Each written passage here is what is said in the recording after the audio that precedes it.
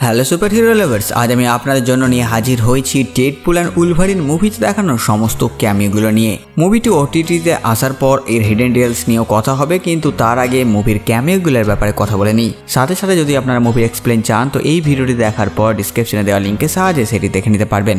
ওকে, তাহলে আর বেশি কথা না বাড়িয়ে চলুন শুরু করে আজকের এই নতুন ভিডিওটি।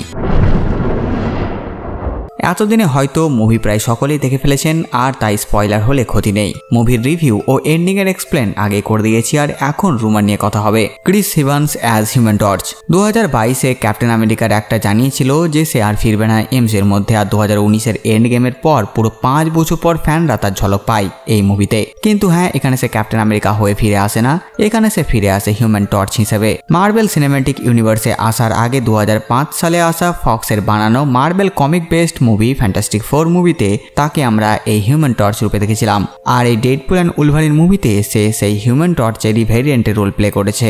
সাথে সাথে সে এখানে রিড রিচার্ডের নামও নেয়। জেনিফার গার্নার অ্যাজ ইলেকট্রা 2003 সালে আসা বেন অ্যাফ্লেকের ব্যাটম্যান মুভি ও 2005-এর ইলেকট্রা মুভিতে জেনিফার গার্নারকে আমরা ইলেকট্রার রোল প্লে করতে দেখেছিলাম, আর তাকেও আমরা ভয়েডে দেখি। আমরা তো সবাই জানি ডেডপুল অ্যান্ড উলভারিন মুভিটি এমসিইউ এর আগের সমস্ত মার্বেল ক্যারেক্টারকে ট্রিবিউট দিয়েছে, আর তাই এখানে আমরা এই ক্যারেক্টারটিকেও দেখতে পাই। আর এখানে ডেয়ারডেভিলের ব্যাপারে বলা হয়, যেটা অবশ্যই চার্লি কক্সের না, বেন অ্যাফ্লেকের ডেয়ারডেভিলের কথা বলা হয়েছিল।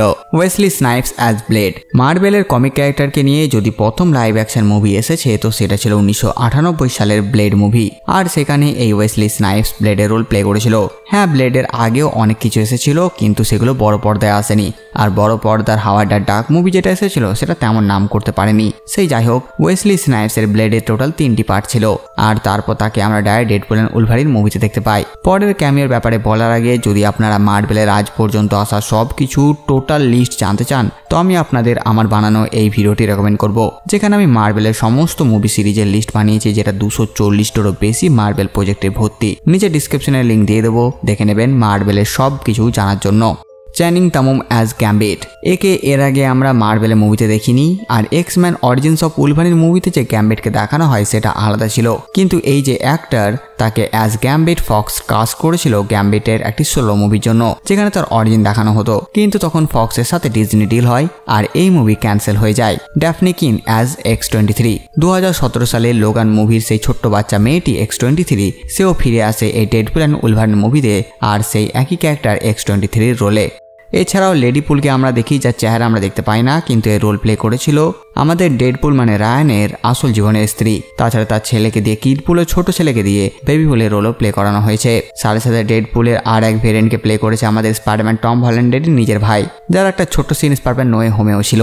তাছাড়া আরও অনেক ডেডপুলের ভেরিয়েন্টে দেখা যায়। ভালো কোয়ালিটি না এলে সবকে বোঝা মুশকিল, 100টিরও বেশি ডেডপুলকে দেখানো হয়েছে, যেখানে কাউবয় ডেডপুল, হেডপুল, নাইসপুল, ডেডপুল 2099 ও বাকিরাও থাকে।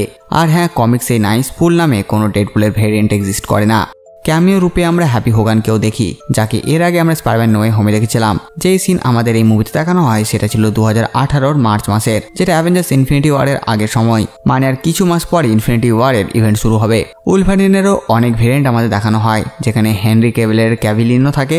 এছাড়া কমিক্সে উলভারিন ও হাল্ক প্রথম সামনাসামনি এসেছিল দ্য ইনক্রেডিবল হাল্ক কমিক্সের 180 নাম্বার ইস্যুতে, আর তারপর তাদের অনেকবার সাক্ষাৎ হয়। তেমনই একটা সিন আমাদের এই মুভিতে দেখানো হয়, উলভারিন ভার্সেস হাল্ক। এখানে হাল্ক তো আমাদের মার্ক রাফেলোর হাল্কটিই থাকে, কিন্তু আফসোস তাদের মারপিট আমাদের দেখানো হয় না।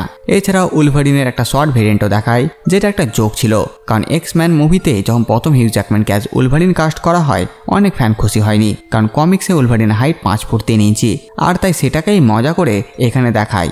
আর আমার মতে এই শর্ট সাইজ উলভারিন 5 ফুট 3 ইঞ্চি থেকেও ছোট হবে। নেক্সট উলভারিনের প্যাচ ভার্সনকেও দেখায়। কমিক্সে এই উলভারিন যখন ম্যাড্রিপোরে আন্ডার কভার মিশনে থাকে তখন সে এমন প্যাচ লুক করেছিল। তারপর ফিভার ড্রিম উলভারিনকেও দেখানো হয়, যেটা একটা কমিক বুকের কভারকে হুবহু রিক্রিয়েট করা হয়েছে। ফিভার ড্রিম স্টোরি লাইন থেকে নেওয়া হয়েছে এখানে, যেখানে উলভারিনকে টর্চার করা হয় আর তাকে একটি এক্স শেপের মধ্যে যিশু খ্রিস্টের মতন আটকে রাখা হয়। তাছাড়া এই যে অ্যাপোক্লিপস উলভারিনকেও দেখি, যার চুল দাড়ি বড় বড়, যে ইউনিভার্সে অ্যাপোক্লিপস রাজত্ব করে, আর এই উলভারিন একটু বেশি ভায়োলেন্ট। এছাড়াও ওল্ড ম্যান লোগান কমিক্সের উলভারিনকে আমরা দেখি, যেটা একটা দুর্দান্ত স্টোরি লাইন ছিল, আর এই পুরো কমিক্সটি আমি এক্সপ্লেন করে দিয়েছি। ওল্ড ম্যান লোগান কমিক্সটি টোটাল এক্সপ্লেন চ্যানেলে আছে, নিচে ডিসক্রিপশনে লিঙ্কও দিয়ে দিয়েছে। দারুণ স্টোরি লাইনটি একবার অবশ্যই দেখবেন। এছাড়া লোকি সিরিজে দেখানো হান্টার B-15কেও আমরা এই মুভিতে দেখতে পাই। তারপর 2000 সালের এক্সম্যান মুভির সাবরাতুতো ছিল, টর্ড ছিল, X2 মুভিতে দেখানো পাইরো। এছাড়া দ্য লাস্ট স্ট্যান্ডের ক্যালিস্টো। তাছাড়া বিগ বস অ্যালার্টকেই কেই বা ভুলতে পারে। সঙ্গে সঙ্গে ফার্স্ট ক্লাস মুভির অ্যাজাজেল, এছাড়া এক নতুন Juggernaut X Men the Last Stand ও ডেডপুল 2-তে দেখানো জাগারনাট থেকে একদম আলাদা এক নতুন অ্যাক্টরকে আনা হয়। এছাড়া X2 এর লেডি ডেট স্ট্রাইক, এক্সম্যান অ্যাপোক্লিপসে সাইলকও থাকে।